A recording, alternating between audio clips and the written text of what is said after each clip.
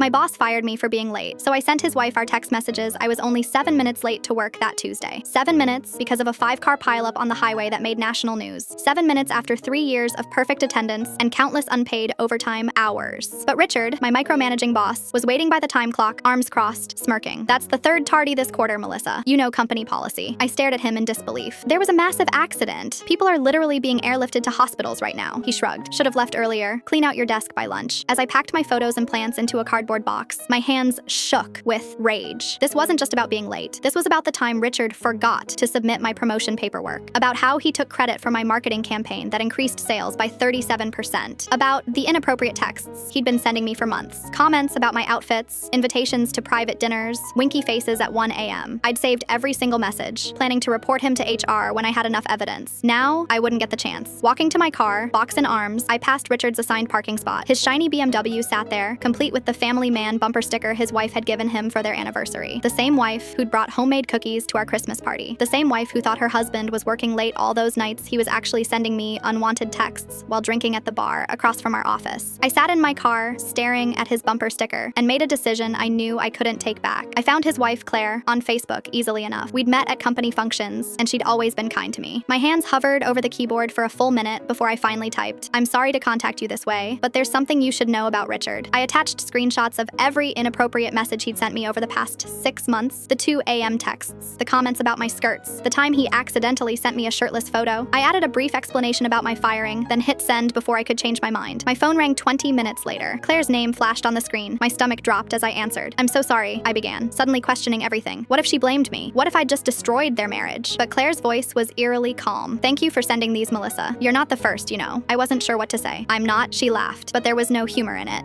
"You're the fourth. I've been gathering evidence for my divorce attorney for months. These messages are exactly what we needed." 2 days later, Richard's face appeared on our local news. He'd been escorted from the building by security, his access badge and company credit card confiscated. Turns out Claire wasn't just a baker of Christmas cookies. She was also the majority shareholder of the company, a fact Richard had conveniently never mentioned. The board called an emergency meeting after she forwarded them our entire conversation, along with similar exchanges from 3 other female employees. By Friday, I had my job back, along with the promotion Richard had forgotten to process. Richard texted me one last time from a new number I didn't recognize. "You've ruined my life. I hope you're happy." I stared at the message for a long moment before typing my response. "Should have left earlier. Clean out your desk by lunch." Then I blocked his number and got back to work.